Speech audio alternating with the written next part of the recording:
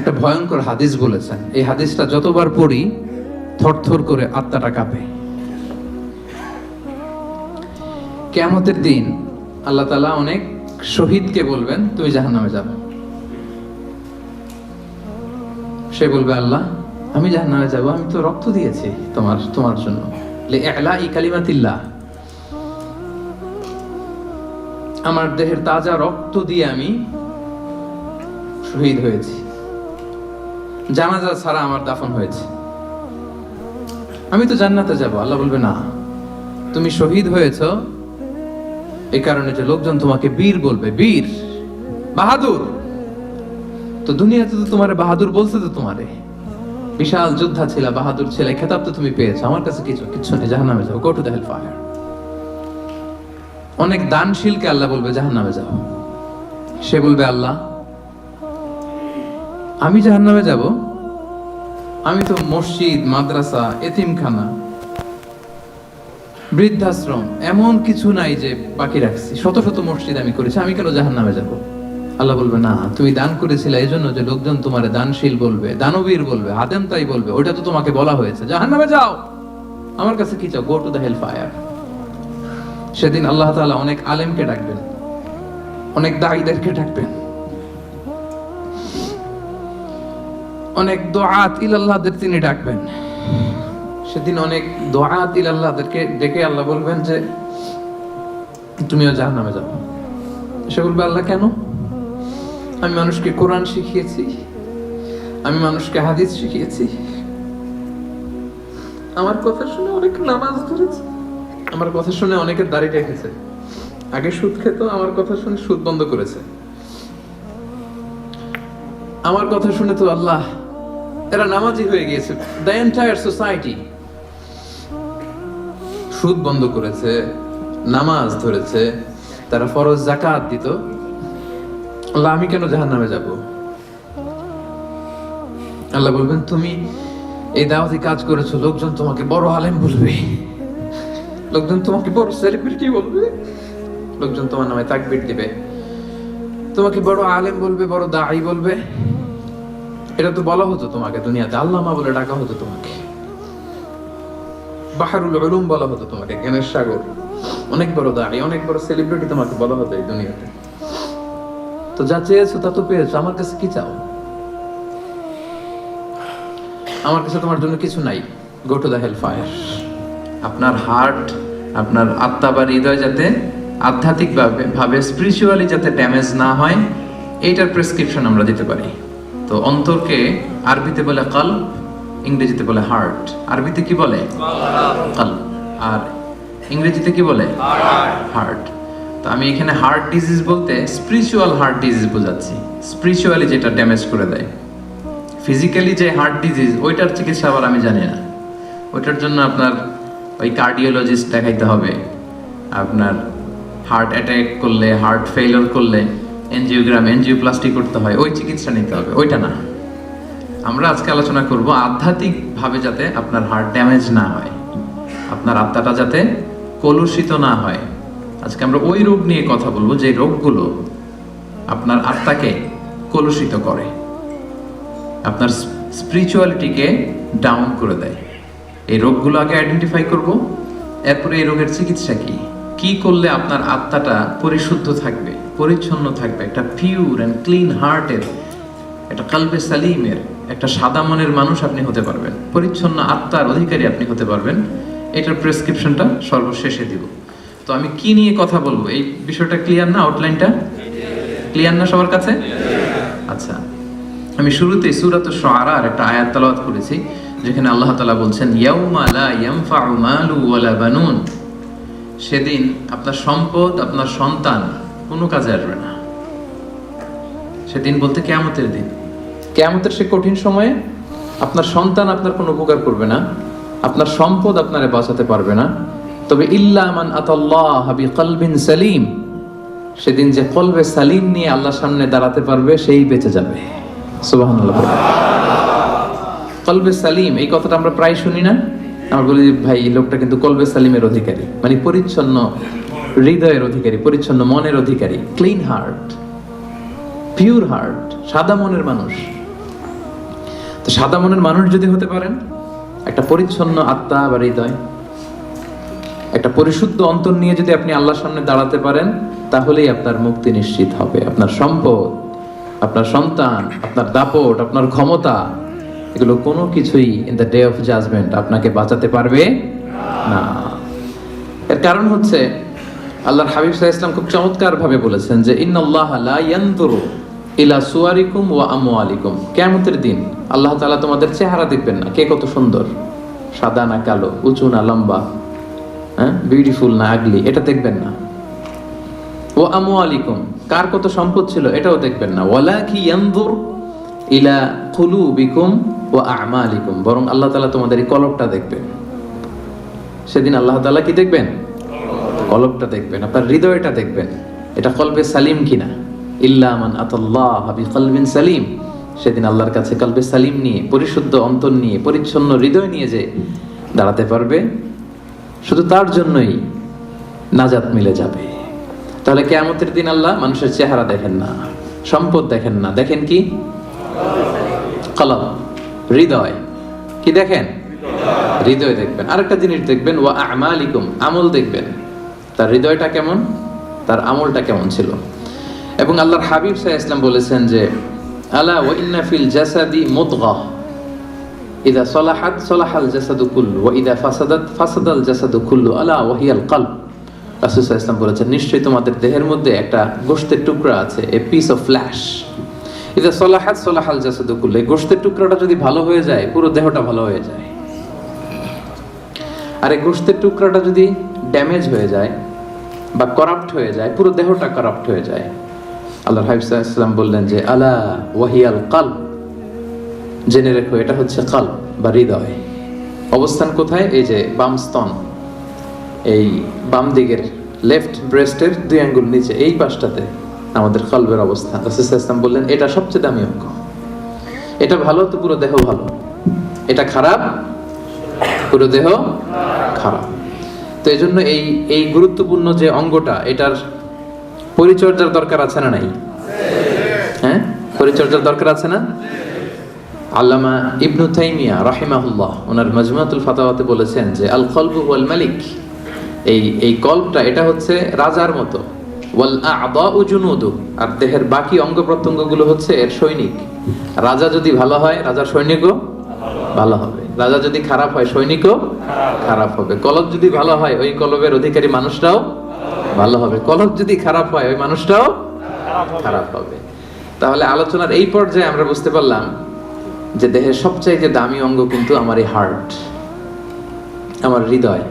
এইটারে নষ্ট হতে দেয়া যাবে না, কি বলেন? এটারে কলুষিত হতে দেয়া যাবে না। এটার পরিচর্যা করতে হবে, এটা টেক কেয়ার করতে হবে। টেক কেয়ার করে, পরিচর্যা করে এটাকে একটা পরিচ্ছন্ন পরিশুদ্ধ কলবে রূপান্তর করতে হবে। তো এটা যদি না হয়, তাহলে হৃদয়টা নষ্ট হয়ে যাবে, এটা রোগাক্রান্ত হয়ে যাবে, এবং এটা সবসময় পাপের দিকে ধাবিত হতে চাইবে। যার কল্প নষ্ট হয়ে গিয়েছে, হৃদয় নষ্ট হয়ে গিয়েছে, এর কাছে ভালো জিনিস ভালো লাগে না। অনেক লোক দেখবেন যে সে জানে এটা সত্য, তারপরও মানতে পারে না। আছে না নাই? এর কারণ হচ্ছে ওর কলব মরে গেছে, ওর হৃদয়টা কলুষিত হয়েছে। এই হৃদয় যখন মরে যায়, পচে যায়, ভালোটা ভালো লাগে না। সবসময় কেমন যেন সে বক্রতার অনুগামী হয়। সে কখনো নামাজ পড়লে মজা পায় না, সে নামাজ শেষে তাসবিহ পড়লে মজা পায় না, তার মধ্যে কোনো স্থিরতা কাজ করে না, প্রশান্তি কাজ করে না। ও ইবাদতে মজা পায় না, আল্লাহর আনুগত্যে মজা পায় না, কোনো কিছুতে সে মজা পায় না। কারণ কোনটা নষ্ট? সবাই বলেন তো কোনটা নষ্ট? কল্প নষ্ট। এই জন্য আল্লাহ তাআলা বলেছেন লাহুম কুলুবুল লা ইয়াফকাহুনা বিহা, অনেকের কলব আছে কিন্তু এটা দিয়ে এরা বুঝে না, হৃদয়ঙ্গম করে না, অনুধাবন করে না। কলব আছে কিন্তু এটা মরে গিয়েছে, এটা নষ্ট হয়ে গিয়েছে। এজন্য এটাকে পিউরিফাই করতে হবে। এটা এত দামি অঙ্গ, এত গুরুত্বপূর্ণ অঙ্গ যে রাসূলুল্লাহ সাল্লাল্লাহু আলাইহি ওয়াসাল্লামের জীবনী ঘাটলে আমরা দেখতে পাই যে রাসূল সাল্লাল্লাহু আলাইহি ওয়াসাল্লামকে কিন্তু জীবনে কয়েকবার সিনা চাক করানো হয়েছিল। নাম শুনছেন না? শাক্কুস সাদর বলে আরবিতে, সিনা চাক। ছোটবেলায় করা হয়েছিল, মেরাজে যাওয়ার আগে করা হয়েছিল। ফেরেশতারা এসে রাসূল সাল্লাল্লাহু আলাইহি ওয়াসাল্লামের গলার নিচ থেকে নাভি পর্যন্ত ছিঁড়ে ফেলেছিল, ওপেন হার্ট সার্জারি খুলে এই কলবটা বের করেছে, করে জমজমের পানি দিয়ে ধৌত করেছে। আল্লাহু আকবার। এবং ঈমান দিয়ে, হিকমত দিয়ে পরিপূর্ণ করে ফেরেশতারা আবার কলবটাকে এই জায়গায় রেখে আবার ফিক্স করে দিয়েছে। আল্লাহু আকবার। দেখেন, এটা যে দামি অঙ্গ, প্রমাণ পাচ্ছেন তো? খোদ রাসূলুল্লাহ সাল্লাল্লাহু আলাইহি ওয়াসাল্লামের আত্মাটা, এই কলবটা যেন পরিচ্ছন্ন থাকে, পরিশুদ্ধ থাকে, কলবে সালিম যাতে থাকে, যেহেতু গোটা উম্মার গুরুদায়িত্ব তিনি পালন করবেন, 2 বার ওপেন হার্ট সার্জারি করে এই কলব বের করে জমজমের পানি দিয়ে ধৌত করে আবার ফিক্স করা হয়েছে। তো এখন কি মনে হয়, এটা অঙ্গটা দামি নাকি দামি না? কম দামি না বেশি দামি?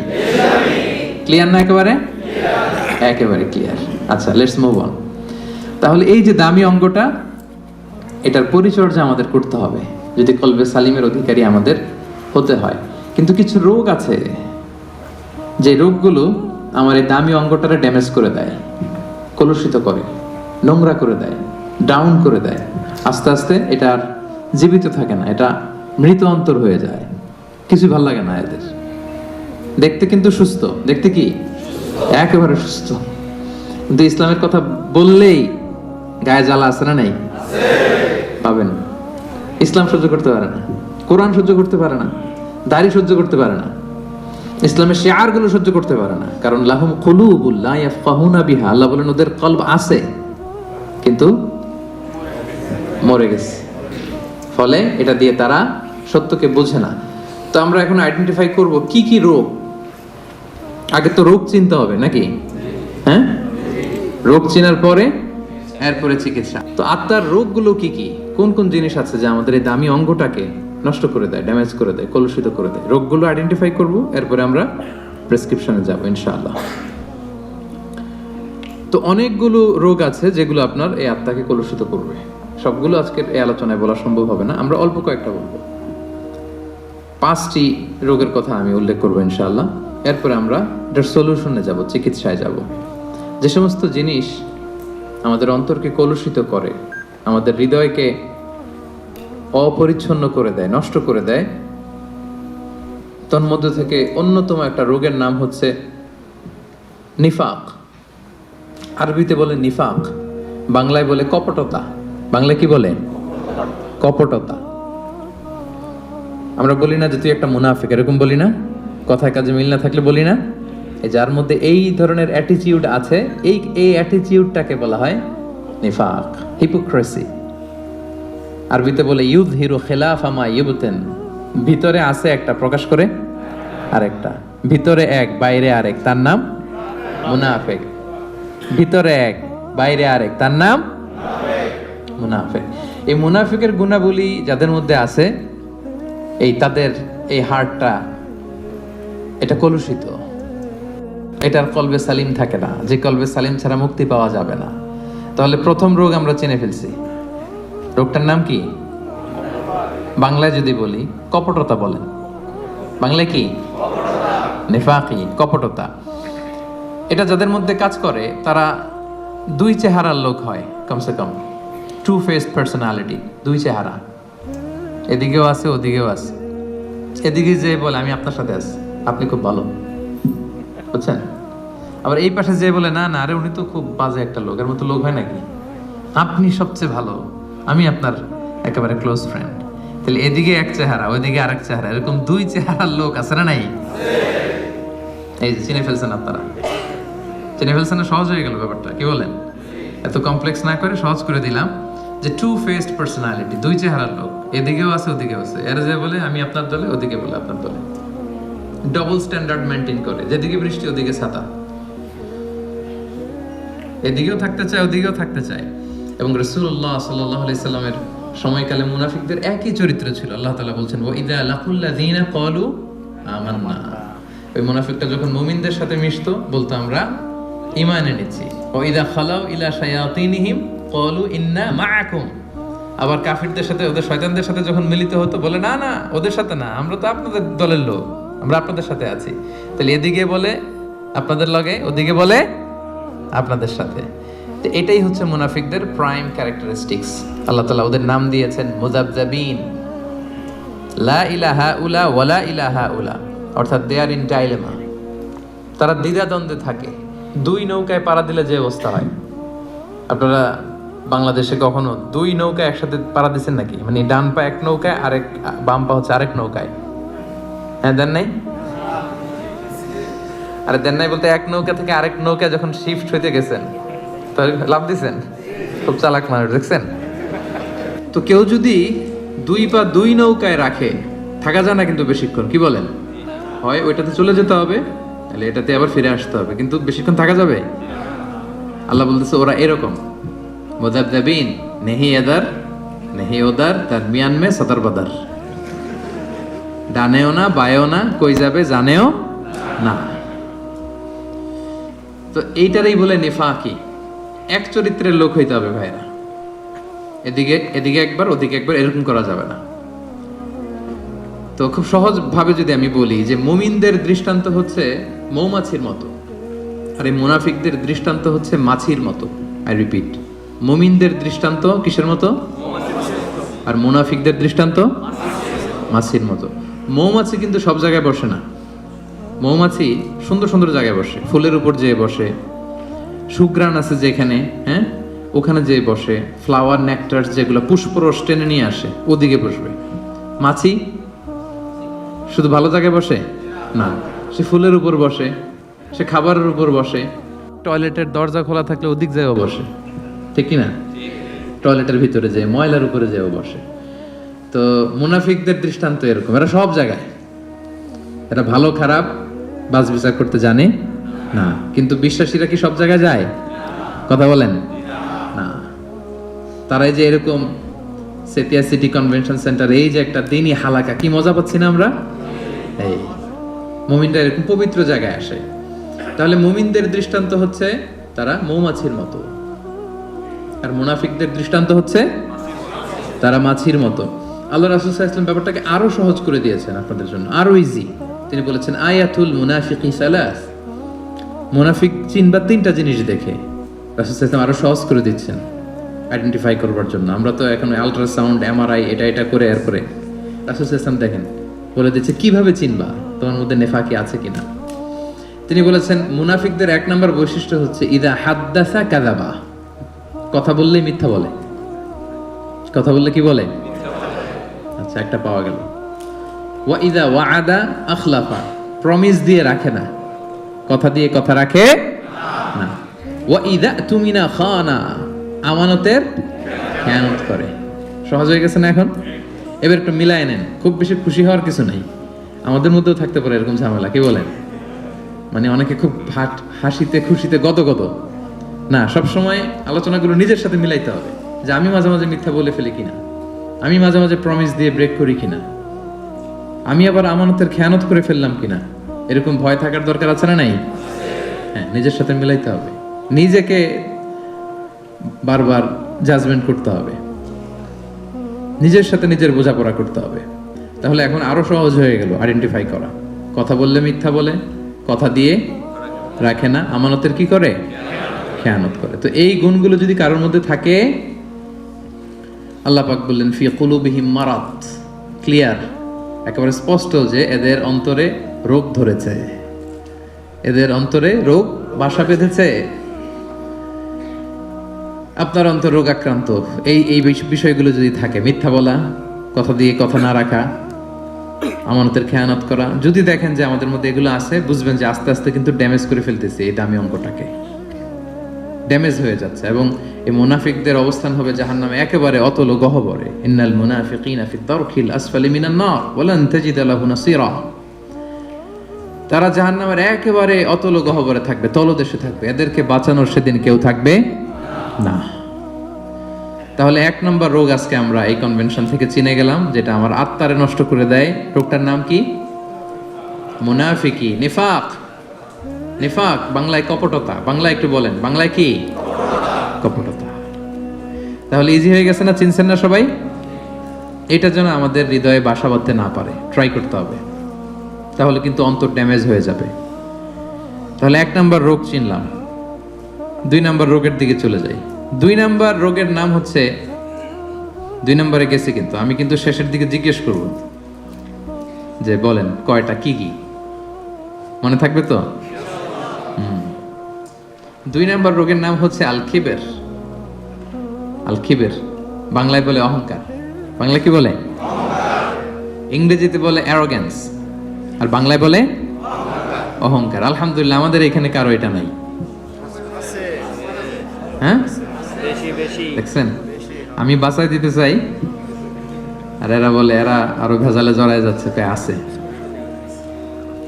আল কিবের অহংকার, ইংরেজিতে অ্যারোগ্যান্স বলে, অথবা ইগো। অনেকে দেখবেন ইগোর চোটে কথাই বলতে পারে না। আমি কোন হনুরে বলে না এরকম? হ্যাঁ, আমি কোন হনুরে, এর পায়ে মাটিতে নামতে চায় না, কথাই বলতে চায় না। বুঝতে পারছেন? রাসূল সাল্লাল্লাহু আলাইহি ওয়াসাল্লাম এটার সংজ্ঞা দেখেন। রাসূল সাল্লাল্লাহু আলাইহি ওয়াসাল্লাম আইডেন্টিফাই করা আমাদের জন্য এত সহজ করে দিয়েছেন যে অহংকার কাকে বলে, কিবির কাকে বলে। রাসূল সাল্লাল্লাহু আলাইহি ওয়াসাল্লাম বলেছেন আল কিবিরু বাতারুল হাক্কি ওয়া গামতুন নাস। অহংকার হচ্ছে সত্যকে প্রত্যাখ্যান করা, নিজেকে বড় মনে করে, জানি এটা সত্য মানব না। ওয়া গামতুন নাস, মানুষকে তুচ্ছ জ্ঞান করা, এটা হচ্ছে অহংকার। এই অহংকার যার মধ্যে আছে এর হৃদয়টা কুরে কুরে খেয়ে হৃদয়টা শেষই করে ফেলবে, ড্যামেজ করে দিবে, একেবারে কলুষিত করে দিবে। কলবে সালিম তো দূর কি বাত। এজন্য এই অহংকার থেকে বেঁচে থাকতে হবে। কখনো বলা যাবে না আমি বড়। কি বলা যাবে না? এটা বলা যাবে? তো বললেন যে আমি বলছি এজন্য, মানে এটা বলা যাবে না এজন্য আমরা বলছি, তাই না? যে এই জিনিসটা বলা যাবে না, আমি বড়, এটা বলা যাবে না। না, আমি বড় না। নিজে যাকে বড় বলে বড় সে নয়, লোকে যাকে বড় বলে বড় সে হয়। দেখেন বিষ্ণু ইসলাম কত বড় ফিলোসোফার। উনি নিজে দোয়ার মধ্যে এটা বলতেন, আল্লাহুম্মা জাআলনি সাবুরা ওয়া জাআলনি শাকুরা ওয়া জাআলনি ফি আইনি সাগীরা ওয়া ফি আ'য়ুনিন নাসি কাবীরা। আল্লাহ আমাকে ধৈর্যশীল বানান, আল্লাহ আমাকে শুকরগুজার বানান, আল্লাহ আমার চোখে আমারে ছোট বানান, আল্লাহ মানুষের চোখে আপনি আমারে বড় বানান। সুবহানাল্লাহ। এজন্য মানুষের চোখে যদি বড় হইতে চান, বড় যদি হতে চাও, ছোট হও তবে। কি সুন্দর কথা আমরা ছোটবেলা শিখছি, অহংকার পতনের। দেখছেন এই যে খনার বচনগুলো, এগুলো কিন্তু এমনি এমনি না, অসাধারণ শিক্ষা কিন্তু আমাদেরকে দেয়া হয়েছে সে আদিকাল থেকে, আমরা মানি না আমরা। তাহলে 2 নাম্বার রোগ আমরা আরো সহজে চিনে যাচ্ছি, যে নিজেকে বড় বলে কখনো বলা যাবে না, নেভার। আমি বড় এটা বলছেন তো মরছেন, আমি বড় এটা বলা যাবে। আমি বড় এটা সর্বপ্রথম বলছিল হচ্ছে ইবলিস। কে বলছিল? ইবলিস। আল্লাহ বললেন সেজদা দাও, কি বললেন? সব ফেরেশতাদের বললেন সেজদা দাও, সবাই সেজদায় লুটিয়ে পড়লো। সেজদা দেয় নাই একজন, কে? ইবলিস। কেন দেয় নাই? আল্লাহ বললেন সেজদা দিলি না কেন? কয় আমি বড়। কি বলে? আমরা বলতে পারবো না এই কারণে, কারণ এটা বলছিল কে? ইবলিস। ওই ইবলিসের দল যে করবে, ইবলিসের ফলোয়ার যারা হতে চায়, তার অনুসারী যারা হতে চায়, এরা বলে আমি বড়, ঠিক কি না? আর নবীদের অনুসারী যারা, এরা বলে ফি আইনি সাগীরা ও ফি আ'য়ুনিন নাসি কাবীরা। আল্লাহ আমার চোখে আমার ছোট বানান, আল্লাহ মানুষের চোখে আমার বড় বানান। আল্লাহ বললেন কি রে, সেজদা দিলি না কেন? সেজদা দিলি না কেন? তো ইবলিস বলতে আরম্ভ করলো আনা খায়রুম মিনহু। সে আল্লাহর সাথে এখন ডিবেট করতেছে, সে যুক্তি দিচ্ছে। সে বলে যে আনা খায়রুম মিনহু, দেই না এই কারণে, কারণ আমি ওর চেয়ে শ্রেষ্ঠ, এটাই তো আমি বড়। কি বলেন? ইবলিস বলতেছে আনা খায়রুম মিনহু, সেজদা দেই নাই কারণ আমি আদমের চেয়ে শ্রেষ্ঠ। খলাকতাহু মিন নার, খলাকতানি মিন নার, আপনি আমাকে সৃষ্টি করেছেন আগুন থেকে। ওয়া খলাকতাহু মিন তিন, আর ওকে সৃষ্টি করেছেন মাটি থেকে। আগুনের ধর্ম হচ্ছে দাউ দাউ করে লেলিহান শিখা উপরের দিকে ওঠে, আগুন ঊর্ধ্বগামী। আর মাটির একটা ঢিলা ফেলে দেন, ধপাস করে নিচে পড়ে, মাটি নিম্নগামী। সে দেখেন যুক্তি খাটাইছে। সো ঊর্ধ্বগামী কোনো জিনিস নিম্নগামী কোনো জিনিসের সামনে মাথা নোয়াতে পারে না। ওই যে আমি বড়। আল্লাহ তাআলা বললেন ফাখরুজ মিনহা, এই জান্নাত থেকে বের হয়ে যা, এই জান্নাত তোর জন্য আমি চিরকালের জন্য হারাম করে দিলাম। মালউন, সে মালউন, চির অভিশপ্ত। তো ইবলিসের ফলোয়ার যারা হতে চায় তারা বলে আমি বড়, আর নবীদের অনুসারী যারা হতে চায় তারা কি বলে? ফি আইনি সাগীরা ওয়া ফি আ'য়ুনিন নাসি কাবীরা। আল্লাহ আমার চোখে আমার ছোট বানান, মানুষের চোখে আল্লাহ আপনি আমারে বড় বানান। তাহলে এই যে অহংকার, এইটাকে কখনো অ্যালাউ করা যাবে না। এই অহংকার করলেই আপনার এই অন্তরটা ড্যামেজ হয়ে যাবে। সব সময় কায়মনোবাক্যে আল্লাহর কাছে বলবেন, আল্লাহ অহংকারের খাঁচা থেকে মুক্ত করো তুমি আমায় প্রভু হে। হে আল্লাহ, অহংকারের খাঁচা থেকে তুমি আমারে বাঁচাও। অহংকার যেন আমাকে ধরতে না পারে, আমাকে যেন স্পর্শ করতে না পারে। এই দোয়াটা করা যাবে না। আর অহংকার থেকে বাঁচার জন্য ওই হচ্ছে আগে সালাম দিবেন। আল বাদিউ বিস সালামি বারিউম মিনাল কিবর। রাসূল সাল্লাল্লাহু আলাইহি ওয়াসাল্লাম বলেছে যে আগে সালাম দেয় তার হৃদয় থেকে অহংকার তুলে নেয় কে? আদম আলাইহিস সালামকে সৃষ্টির পরই আল্লাহ বলেছেন সাল্লিম আলা উলাইকান নাফার, আদম সেজদা দাও, সালাম দাও। ওহুম নাফারুম মিনাল মালাইকাতি জুলুস, এরা ছিল ফেরেশতাদের মধ্যে থেকে বসা একটা দল। দেখেন আদম আলাইহিস সালামের অন্তরে যেন এই অ্যারোগ্যান্স, এই কিবের, অহংকার, ইগো যেন গ্রো করতে না পারে। সৃষ্টির পরে আল্লাহ আদমকে বলে নাই আদম আমার সেজদা দাও, আদম জিকির করো। বলেছিল কি আদম কি করো? সালাম দাও। কারণ আল বাদিউ বিস সালামি বারিউম মিনাল কিবর, আগে আগে যে সালাম দেয় তার হৃদয়ে কখনো অহংকার থাকে না। এটা পারা যাবে? আগে আগে সালাম দেওয়া যাবে? বন্ধু বন্ধুকে দিবেন, স্বামী স্ত্রীকে দিবেন, স্ত্রী স্বামীকে দিবে, ছেলে মেয়ে বাবা মাকে দিবে, বাবা মা ছেলে মেয়েকে দিবে, বড় ছোটদের দিবে, ছোট বড়দের দিবে।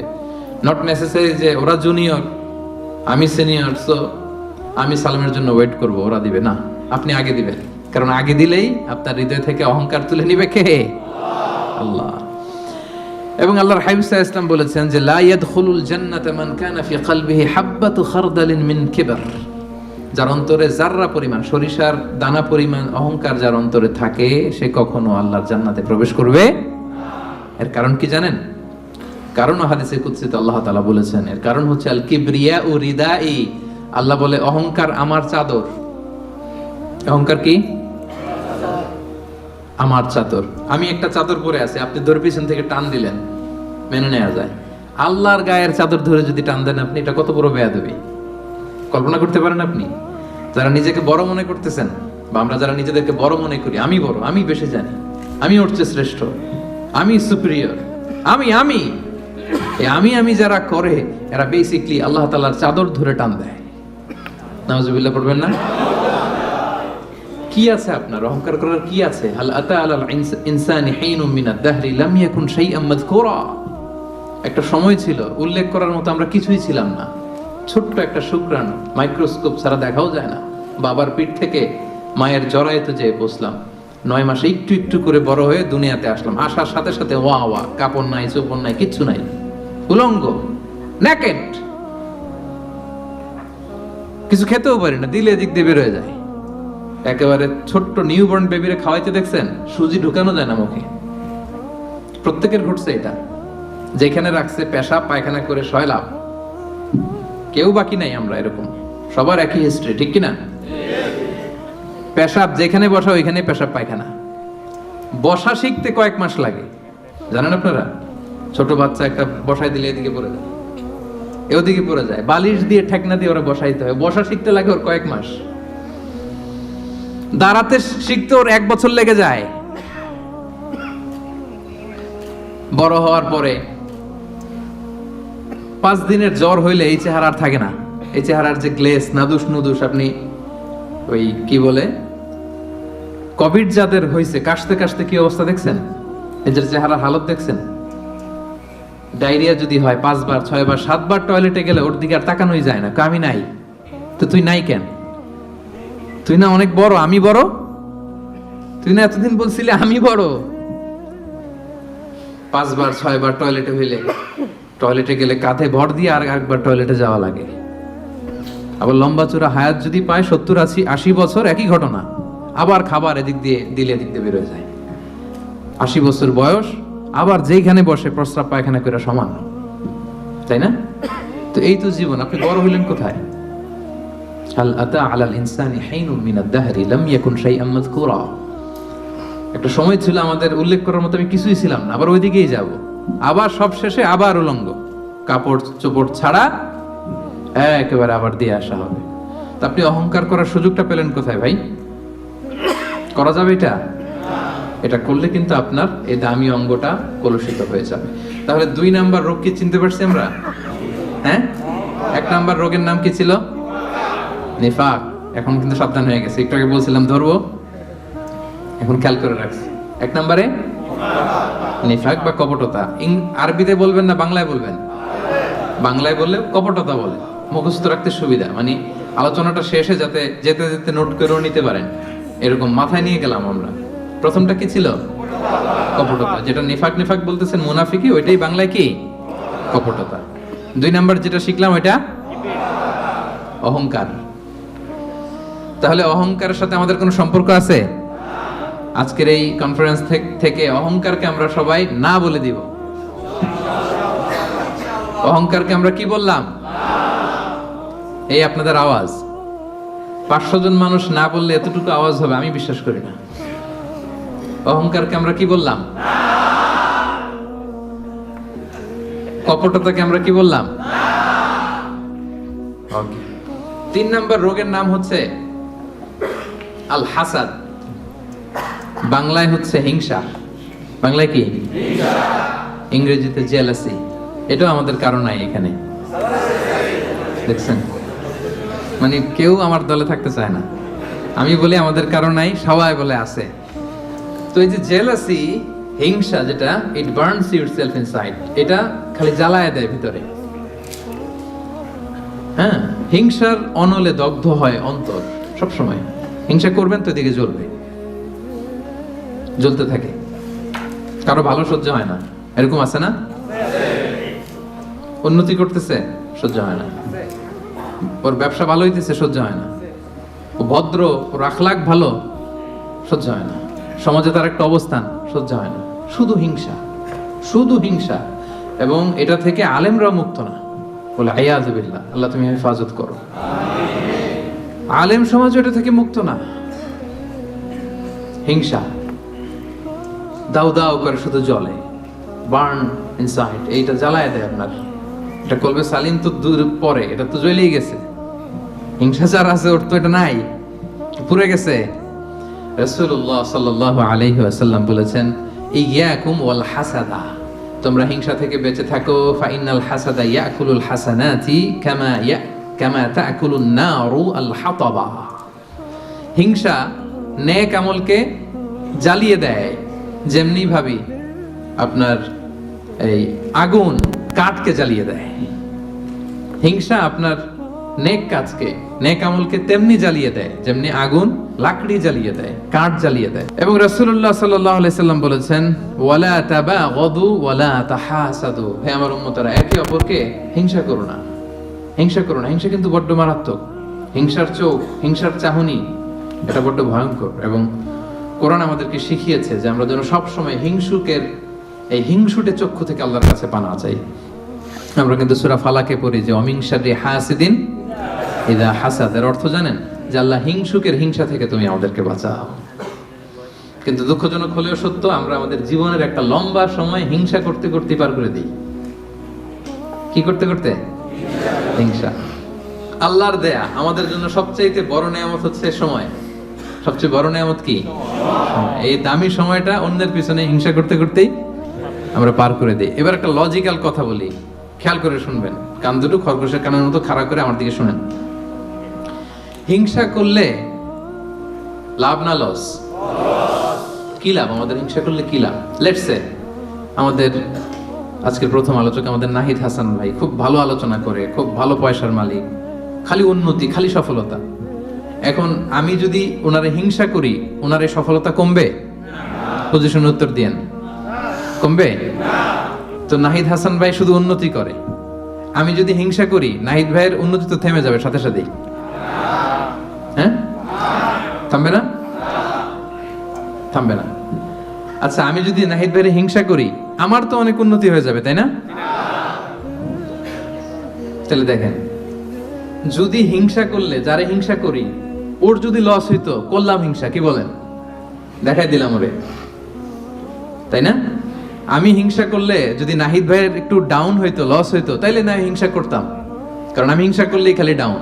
আজকে একটু বেশি করে হিংসা করছি, কালকে পড়ে গেছে, আর খোঁজ খবর নাই, ব্যবসায় লস, যেদিকে যায় ওদিকেই সমস্যা।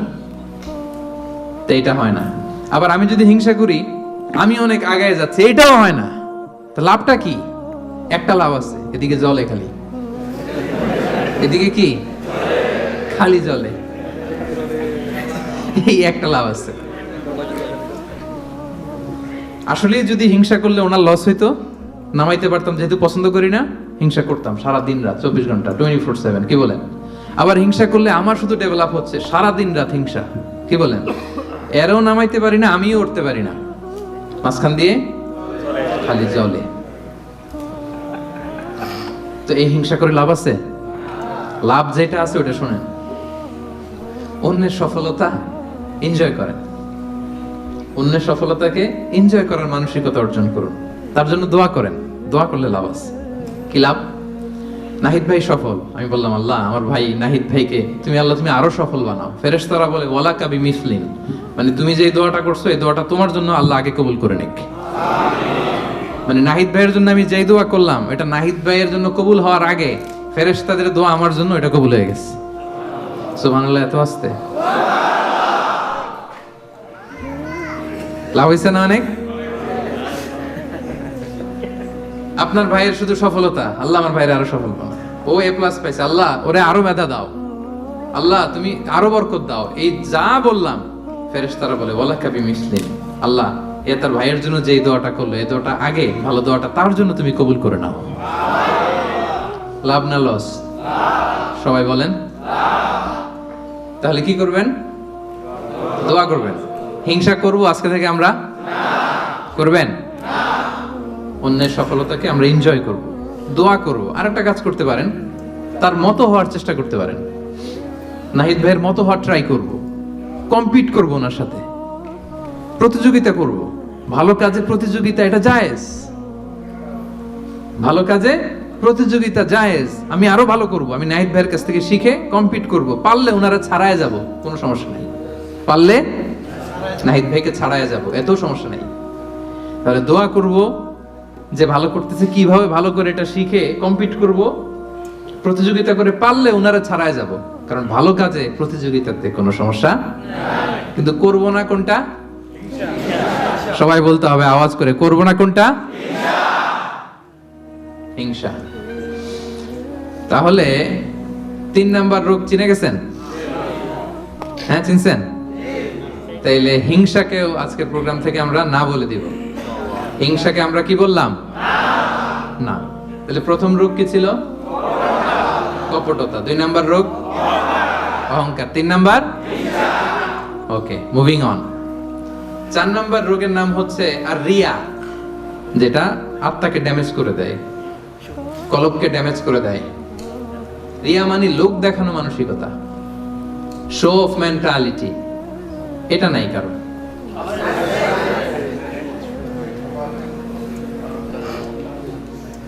এটাও আছে। তো এই যে শো অফ মেন্টালিটি, প্রিয় ভাইরা, সম্মানিত ভাইরা, খেয়াল করে শুনেন, আর বেশি সময় নেবেন, অল্প কয়েক মিনিট। সব সময় এদিকে তাকায় থাকে, তাহলে বুঝতে পারবেন, রিসিভ করতে পারবেন। এই শো অফ করার মেন্টালিটি, এটা বড্ড ভয়ঙ্কর। লৌকিকতা, লোক দেখানো মানসিকতা, এবং সোশ্যাল মিডিয়ার কারণে এই ব্যাপারটা আরো ভয়ঙ্কর হয়ে গিয়েছে। নানা কারণে ভালো কাজগুলো শেয়ার করতে হয়, বিভিন্ন ইভেন্ট শেয়ার করতে হয়, কিন্তু জায়গাটা বড্ড পিচ্ছিল। যদি আল্লাহকে দেখাতে না চেয়ে মানুষকে দেখাতে চাওয়া হয়, ওটা আল্লাহ কবুল করে না। এটা ভয়ঙ্কর। সুনানে ইবনে মাজার হাদিস, সাহাবারা দাজ্জালকে নিয়ে ভয় পাচ্ছিলেন, দাজ্জালের আলোচনা করতেছিলেন। রাসূল সাল্লাল্লাহু আলাইহি ওয়াসাল্লাম আসলেন, এসে বললেন, আমি কি তোমাদেরকে দাজ্জালের চাইতে বড় একটা ফিতনার কথা বলবো না? সাহাবারা বললেন, বলা ইয়া রাসূলুল্লাহ, বলেন। আল্লাহ রাসূল সাল্লাল্লাহু আলাইহি ওয়াসাল্লাম বললেন, সেটার নাম হচ্ছে আশ-শিরক আল-খাফি, গোপন শিরক, মানে রিয়া, লোক দেখানো মানসিকতাকে রাসূলুল্লাহ সাল্লাল্লাহু আলাইহি ওয়াসাল্লাম বলেছেন গোপন শিরক। কারণ আমরা ভালো কাজ যাই করি দেখাবো একজনকে, আওয়াজ করে বলতে হবে তিনি কে? আল্লাহ। আল্লাহরে দেখাইতে না আছে, আপনি মানুষকে দেখাইলেন, তো আল্লাহর যাকে মানুষকে বসাইছেন না, শিরক হয়ে গেছে। তবে এটা শিরকে আকবার না, শিরকে আসগার বা শিরকে খাফি, হাদিসে এসেছে। তো রাসূল সাল্লাল্লাহু আলাইহি ওয়াসাল্লাম বললেন, দাজ্জালের চাইতে ভয়ঙ্কর ফিতনা হচ্ছে শিরকে খাফি। সেটা কেমন? আইয়াকুমা রাজুলু ইউসাল্লি, আল্লাহু আকবার, নামাজে দাঁড়াইছে, ফায়ুযায়্যিনু সালাতাহু, খুব সুন্দরভাবে নামাজ পড়তেছে, লম্বা রুকু, লম্বা সাজদা, লম্বা কিয়াম, এত আস্তে আস্তে নামাজ পড়ে। উদ্দেশ্য কি? ফায়ুযায়্যিনু সালাতাহু লিমা ইয়ারা মিন নাযারি রাজুল, যাতে লোকজনের নজর কাড়া যায়। আসলে নামাজে মুসল্লায় দাঁড়াই কার নজর কাটতে? কথা বুঝতেছেন? একজনের নজর কাটতে আমরা দাঁড়াই মুসল্লাতে, তিনি কে? ওইটা না, আমারে সবাই একটু বুজুর্গ, লম্বা সময় একটু থাকলাম, লম্বা সময় রুকু করলাম, এটা করতে হবে। কিন্তু ইন্টেনশন যদি হয় যে আমারে সবাই বুজুর্গ বলবে, আমারে সবাই মুসল্লি বলবে, আমারে সবাই মুত্তাকি বলবে, সব শেষ।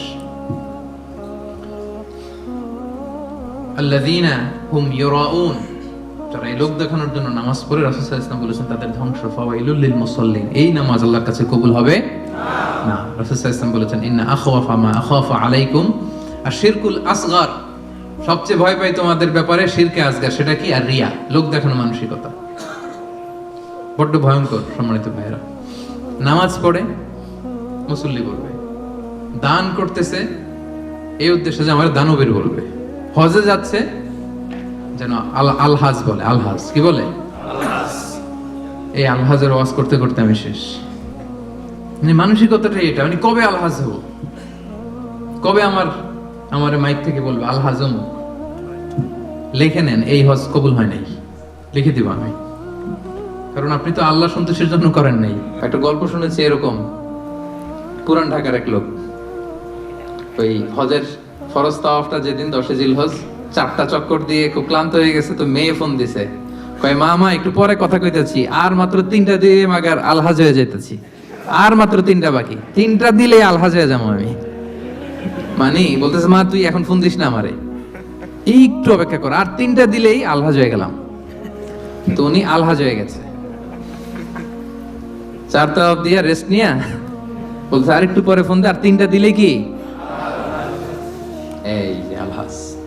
আরেকটা গল্প শুনেছি এরকম, হজ করে এসে এলাকার দোকানে বাকি খায়, তো যে বলতেছে এই বাকি খাতাটা বের করতো, টালি খাতাটা বের করছে, তো দোকানদার বেচারা মহা খুশি, ভাবছে মনে হজ করে আসছে, আর এই দেনা পাওনা ঋণ টিন মনে হয় আর রাখতে চায় না।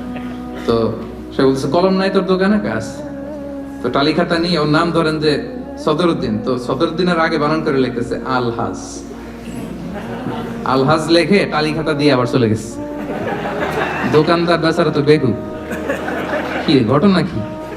আমি বললাম হস্টেস করে আসছে আর দানা পাওনা ঋণ এই সেগুলো রাখতে চায় না, খালেস মনের হয়ে গেছে।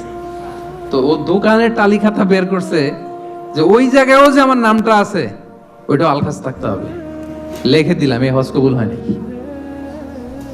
আর রিয়া, লোক দেখানো মানসিকতা।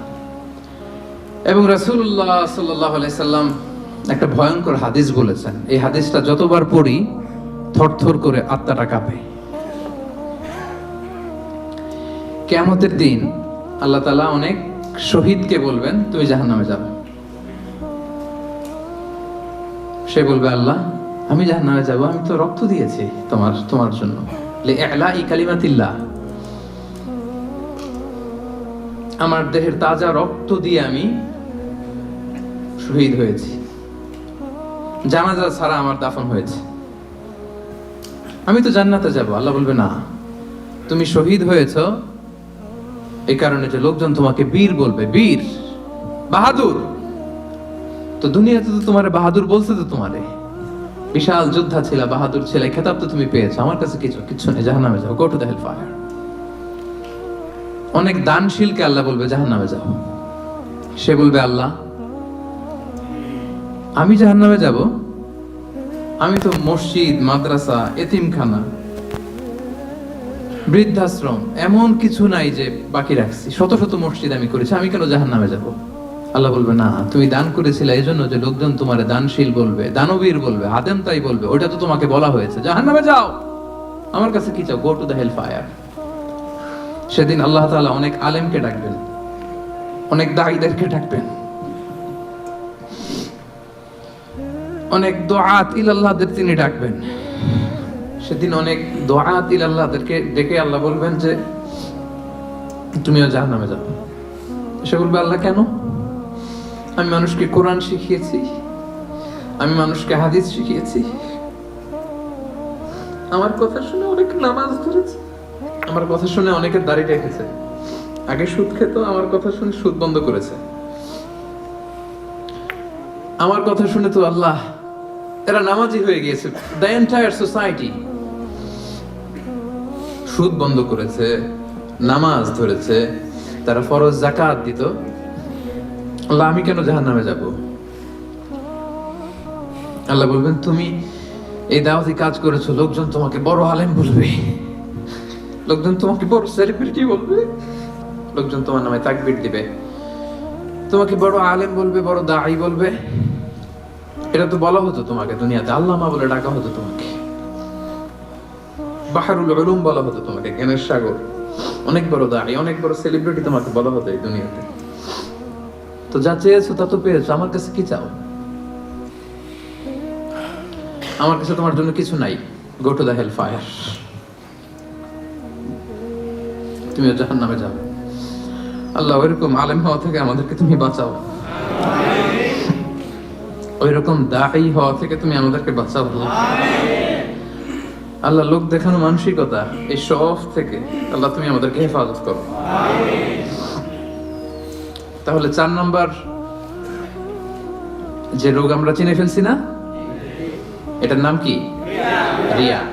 নামাজ পড়তেছি, মানুষ আমার বড় মুসল্লি বলে, হজ করে আসছি যেন আমার নামের আগে আলহাজ লাগায়, যাকাত দিচ্ছি, যাকাতের শাড়ি লুঙ্গি দানবীর শিল্পপতি এটা যেন বলে, জিহাদের ময়দানে গিয়েছি, ইসলামের জন্য মিছিল দিচ্ছি, যাতে মিডিয়াতে আমাকে সবার আগে দেখা যায়। আল্লাহ বলবে go to the hell fire, জাহান্নামে যাও। এগুলো একটাও আমার জন্য করো নাই। তুমি যা চেয়েছিলে দুনিয়াতে তুমি সেটা পেয়েছো, আমার কাছে কি চাও? কিচ্ছু নাই আমার কাছে তোমার জন্য, যাও। আল্লাহ এরকম দানশীল হওয়া থেকে, এরকম আলেম হওয়া থেকে, এরকম বীরত্ব দেখানো থেকে আল্লাহ তুমি আমাদেরকে হেফাজত করো। আল্লাহ রিয়া থেকে আমাদের এই কলবটাকে তুমি মুক্ত করো।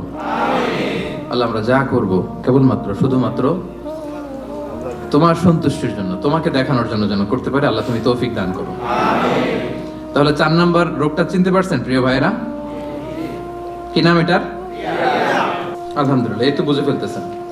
তাহলে আজকের এই প্রোগ্রাম থেকে আমরা এই রিয়া বা লোক দেখানো মানসিকতা, এটাকে না বলে দিব। কি বলেন? আজকের এই প্রোগ্রাম থেকে আমরা সবাই রিয়াকে কি বললাম?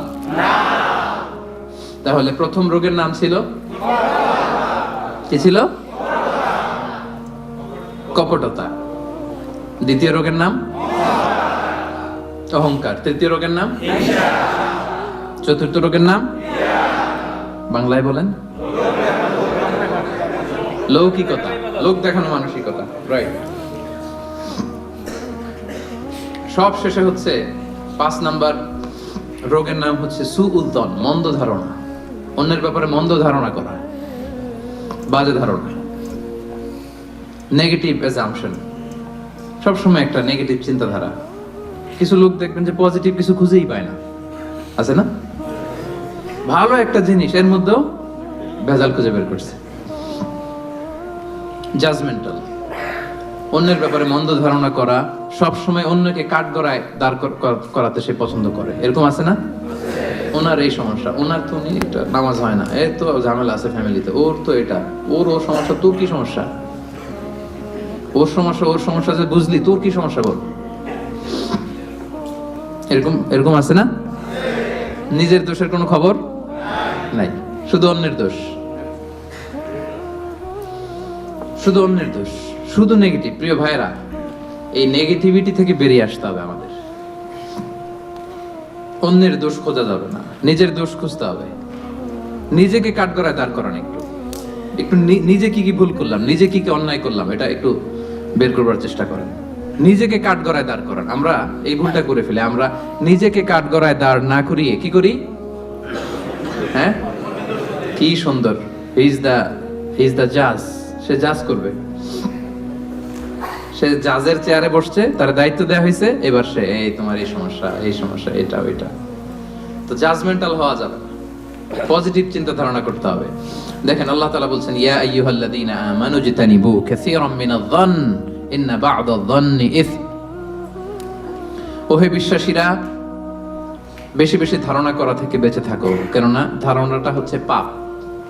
এই যে আপনি বাজে ধারণা করলেন, এটা পাপ। আর রাসূল সাল্লাল্লাহু আলাইহি ওয়াসাল্লাম বললেন, ফাইন্না-যন্না আকযাবুল হাদিস, এই ধারণা করাটা এটা হচ্ছে মিথ্যা কথা, অধিকাংশ ধারণা এটা মিথ্যা হয়। ওয়া ইন্না যান্না লা ইউগনি মিনাল হাক্কি শাইআ, ধারণা কখনো সত্যের বিকল্প হতে পারে না, কখনো বিকল্প হতে পারে না। এজন্য আপনি বাজে ধারণা করবেন না। ধারণা করতে হলে সুধারণা করেন। ধারণা করতে হলে কি ধারণা করবেন? হঠাৎ দেখলেন যে ওদিকে আজান হইতেছে, বসে আছে, এই নামাজ পড়ে নাই, কোথায় নামাজ পড়েই না, ওর যে কি সমস্যা আছে আপনি জানেনই না, হতে পারে না? কি রে নামাজ পড়লো না, সে হয়তো মুসাফির, সে কি, সে তো জমা কসর করার অনুমোদিত ফ্লেক্সিবিলিটি তো শরীয়ত দিয়েছে, ঠিক কি না? এই বোন একটাকে দেখছেন নামাজ পড়ে নাই, ধারণা করেন যেহেতু বেনামাজি, এর বউ তো নামাজ পড়ে না, এরকম বলে না? হয়তো মেনস্ট্রুয়েশনাল পিরিয়ড চলছে, তার পিরিয়ডের কারণে তো সে নামাজ পড়তে পারবে না। আপনার বন্ধুকে দেখলেন বোরকা পরা এক মহিলার সাথে যাচ্ছে, দিক দিয়ে একটা মেয়ের সাথে, ইয়াং বোরকা পরা, এই তো বাজে ধারণা শুরু, মামাই তো একেবারে কাজ করে ফেলাইছে। হ্যাঁ বলেন এরকম, মামাই তো একেবারে কাজ বানাই দিছে। আল্লাহ আকবার। এই যে আপনি ধারণা করলেন, আপনার গুনার পাল্লাটা ভারী করলেন, এই মেয়েটা তার আপন বোন হতে পারে কি পারে না? আসতে বললেন যে পারে কি পারে না? তার আপন ভাগ্নি হতে পারে কি পারে না? এই যে আপনি মন্দ ধারণা করছেন, মানে যাই দেখি আমরা খালি চোখে, এটা কিন্তু সব বাস্তবতা না। Something could be strange behind the scene, এর বিপরীতে এমন কিছু আছে ওটা আমি জানি না হিস্ট্রিটা। এজন্য আপনি সুধারণা করবেন। কি করবেন? সব সময় সুধারণা করবেন। এই মন্দ ধারণা, বাজে ধারণা, অনেকে এরকম কিছু দেখলেই, বিয়ে করার পরে একটা ঘড়ি হাতে দেখলেই এটা বোধহয় যৌতুক দিছে বোধহয়। পুলিশ অফিসার একটা গাড়ি কিনছে বা ফ্ল্যাট কিনছে, এই তো ঘুষের টাকা দিয়ে বানায় ফেলছে। পুলিশ অফিসার মানেই কি সবাই ঘুষ খায়? ঘুষ খায় একটা বড় সংখ্যক, কিন্তু এখনো অনেক সৎ পুলিশ অফিসার আমার দেশে আছে না? নাই? আছে, এখনো আছে। তো আপনি মন্দ ধারণা করে গুনার পাল্লা ভারী করবেন না। তাহলে এই মন্দ ধারণাকেও আজকের প্রোগ্রাম থেকে আমরা কি বলে দিলাম? তাহলে 5টা রোগ চিনছেন না? 1 নম্বরে কপটতা, 2 নম্বরে অহংকার, 3 নম্বরে হিংসা, 4 নম্বরে লৌকিকতা, 5 নম্বরে মন্দ ধারণা করা।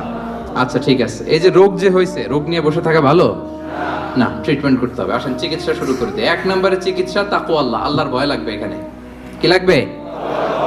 আল্লাহর ভয়। আল্লাহর ভয় যাদের হৃদয়ে থাকে, তাদের হৃদয় কখনো কি হয় না? পথ ভুলে যায় না। যাদের হৃদয়ে আছে আল্লাহর ভয়, তারা কবু পথ ভুলে যায় না।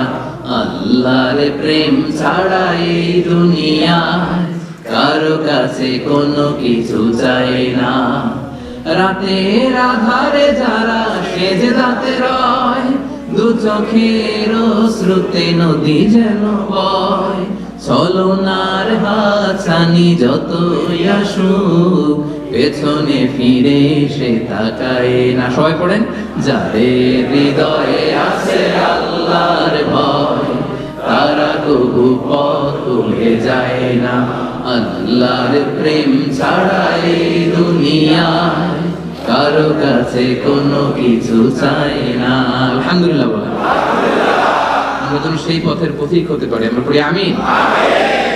তাহলে রোগ নিয়ে বসে থাকা ভালো না, দ্রুত চিকিৎসা করা দরকার।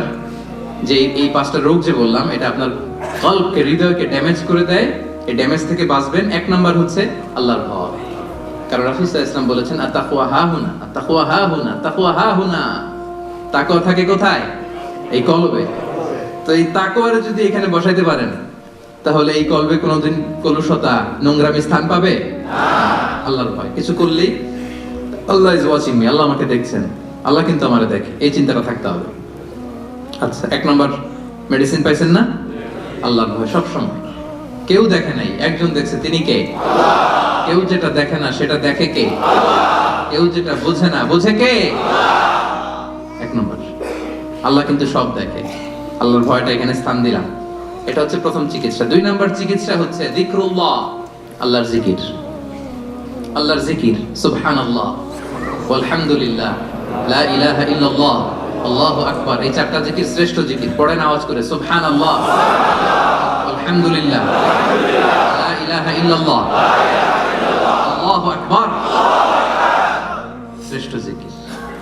সবকিছুর ফুয়েল দেয়া লাগে, খাবার দেয়া লাগে। এই যে গাড়ি চালায় যারা আসছেন, তেল লাগে না গাড়ির? তেল গাড়ির খাবার। আজকে সকালে আমরা ব্রেকফাস্ট লাঞ্চ করছি না, এগুলো আমাদের খাবার। তো এই যে হৃদয়টা, কলব, এটার একটা খাবার আছে না নাই? আল্লাহ পাক বলছেন আলা বিযিকরিল্লাহি তাতমাইন্নুল কুলুব, আল্লাহ তাআলার জিকিরই হচ্ছে এই কলবের খাবার। পড়েন সুবহানাল্লাহ। আল্লাহর জিকির দিয়ে এই কলব প্রশান্ত হয়, আপনার আত্মাটা প্রশান্ত হবে। রাসূল সাল্লাল্লাহু আলাইহি ওয়াসাল্লাম বলেন আশ-শাইতানু জাসিমুন আলা কলবি ইবনে আদম, শয়তান হাঁটু গেড়ে মানুষের কলবে খামচি মেরে বসে থাকে। ফাইদা যাকারাল্লাহ খানাসা, যখন মানুষ আল্লাহর জিকির করে শয়তান দৌড়ে পালায়। ওয়াইদা গাফালা ওয়াসওয়াসা, আর গাফেল হলেই এসে আবার ওয়াসওয়াসা শুরু করে। তাহলে সব সময় আমরা জিকির করতে থাকবো। লা ইয়াজালু লিসানুকা রাতাবাম মিন যিকরিল্লাহ, আল্লাহ রাসূল সাল্লাল্লাহু আলাইহি ওয়াসাল্লাম বলেছেন এক মুহূর্তের জন্য যেন তোমার জিহ্বাটা আল্লাহর জিকির থেকে খালি না থাকে। এটা আল্লাহর জিকির দিয়ে জিহ্বাটাকে সিক্ত রাখো। তাহলে এই কলবের খোরাক হচ্ছে জিকির। কলবের খোরাক কি? কলবে কি বসাতে হবে? আল্লাহর জিকির। নাকি আয়না বসাইবেন? হ্যাঁ, আয়না বসাইয়া দেব না, কি বসাবো? আমরা কি বসাবো? 3 নাম্বার মেডিসিন হচ্ছে মুহাসাবাতুন নাফস, সেলফ অ্যাসেসমেন্ট, সেলফ ক্রিটিসিজম, নিজের সাথে নিজের বোঝাপড়া। নিজের সাথে নিজের এই বোঝাপড়া করলে কিন্তু আত্মা ঠিক থাকে। এক সাহাবী বলে ইয়া রাসূলুল্লাহ, কোনটা পাপ কোনটা ভালো বুঝবো কেমনে? রাসূল বলে ফতুয়া আমারে জিজ্ঞেস না করে তোমার কলবকে জিজ্ঞেস করো। ইস্তাফতি কলবাক, অন্তরকে জিজ্ঞেস করো, তোমার অন্তরে বলে দিবে কোনটা ভালো কোনটা খারাপ, ঠিক কি না? তো তাহলে এই সেলফ অ্যাসেসমেন্টটা করবেন। 4 number medicine sincere advice, well wishing, সব সময় অন্যের জন্য ভালো কামনা করা। অন্যের জন্য কি কামনা করা? ভালো কামনা করা। শুভ কামনা করলে এই অন্তরে কখনো অহংকার, হিংসা এগুলো থাকবে না। দ্বীন ওয়ান নাসিহা, দ্বীন মানে শুভ কামনা।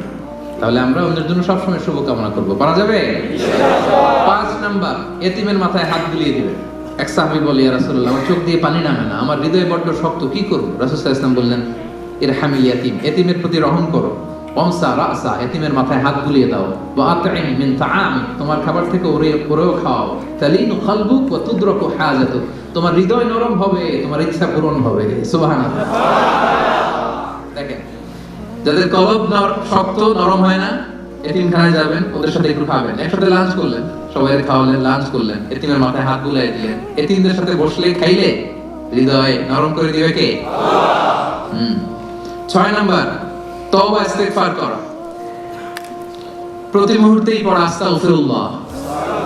কি পড়বেন? আস্তাগফিরুল্লাহ। কাল্লা বাল রানা আলা কুলুবিহিম মা কানু ইয়াকসিবুন, মানুষ যখন পাপ করে রানা আলা কুলুবিহিম, ওর কলবের ভিতরে দাগ পড়ে যায়, মরিচা পড়ে। সুনানে তিরমিজিতে এসেছে যে কানা নুকতাতুন সাওদা ফি কলবি, একটা পাপ করছেন, একটা ব্ল্যাক ডট, আরেকটা পাপ, আরেকটা ব্ল্যাক ডট, আরেকটা পাপ, আরেকটা ব্ল্যাক ডট, পড়তে পড়তে পড়তে এই সুন্দর কলবটা কুচকুচে কালো হয়ে যায়। এরপর আর ভালো জিনিস ভালো লাগে না, সত্য মানতে মন চায় না। তো এই পাপ করার পরে যখনই সম্বিত ফিরে পাবেন, যখনই আপনি আল্লাহর কাছে ফিরে আসবেন, আপনি করবেন আস্তাগফিরুল্লাহ। কি করবেন? একবার আস্তাগফিরুল্লাহ, একটা ডট উঠে যাবে, আরেকবার আস্তাগফিরুল্লাহ, একটা ডট উঠে যাবে। করতে করতে পুরো হৃদয়টা পরিচ্ছন্ন হয়ে যাবে। তাহলে ভুল করলে আমরা ফিরে যাব কার কাছে? আল্লাহর কাছে। আর কি পড়বো? আস্তাগফিরুল্লাহ। শেষ কথা বলি, সর্বশেষ মাধ্যম হচ্ছে দোয়া করা। সব কিছুর কারিশমা যেখানে শেষ, দোয়ার কারিশমা ঠিক সেখান থেকে শুরু। একটা দোয়া আছে কোরআনের দোয়া, রব্বানা লা তুজিগ কুলুবানা বা'দা ইয হাদাইতানা ওয়া হাব লানা মিন লাদুনকা রাহমা ইন্নাকা আনতাল ওয়াহ্হাব। হে আমাদের রব, আমাদেরকে হেদায়েত দেওয়ার পরে আমাদের কলবটারে আল্লাহ আপনি বক্র করে দিয়েন না, বক্রতার অনুগামী আপনি বানিয়েন না। আল্লাহ হেদায়েতের উপরে আমাদের অটল রাখেন। এই দোয়াটা মুখস্থ আছে না? এটা করবেন। আম্মা জান উম্মে সালামা, প্রিয় নবী সাল্লাল্লাহু আলাইহি ওয়াসাল্লামের স্ত্রী, আমাদের আম্মা জান, ওনাকে এক সাহাবী যায় বলে, ইয়া রাসূলুল্লাহ, হে আম্মা জান, আল্লাহ রাসূল সাল্লাল্লাহু আলাইহি ওয়াসাল্লাম যখন আপনার বাসায় থাকতো কোন দোয়াটা সবচেয়ে বেশি পড়তো, আমাদেরকে একটু বলেন, একটু বলেন না কোন দোয়াটা বেশি পড়তো? তিনি বললেন, আমার ঘরে রাসূলুল্লাহ সাল্লাল্লাহু আলাইহি ওয়াসাল্লাম যখন থাকতেন তিনি সবচেয়ে বেশি এই দোয়াটা পড়তেন, ইয়া মুকাল্লিবাল কুলুব সাব্বিত কলবি আলা দীনিক, অর্থাৎ হে অন্তরের পরিবর্তনকারী, আমার অন্তরটাকে দ্বীনের উপরে আপনি সাবিত রাখেন, দ্বীনের উপরে আপনি সাবিত রাখেন। হে অন্তরের পরিবর্তনকারী, সাব্বিত কলবি আলা দীনিক, আমার কলবটা আপনার দ্বীনের সাথে, ইসলামের সাথে আপনি লাগিয়ে রাখেন। আওয়াজ করে পড়েন আমিন। আমিন। উম্মে সালামা রাদিয়াল্লাহু তাআলা আনহার ঘরে যখন রাসূল সাল্লাল্লাহু আলাইহি ওয়াসাল্লাম থাকতেন এই দোয়াটা সবচেয়ে বেশি পড়তেন। আমার সাথে সাথে আওয়াজ করে পড়েন, ইয়া মুকাল্লিবাল কুলুব সাব্বিত কলবি আলা দীনিক, ইয়া মুকাল্লিবাল কুলুব সাব্বিত কলবি আলা দীনিক। হে অন্তরের পরিবর্তনকারী, আমার অন্তরটাকে আপনার দ্বীনের উপর অটল রাখুন। আওয়াজ করে পড়েন আমিন। পারা যাবে না এই দোয়াটা পড়া? পারা যাবে? 5টা রোগ আমরা চিনতে পারছি, যে 5টা রোগ আমাদের হৃদয়কে ড্যামেজ করে দেয়, চেনা গেছে?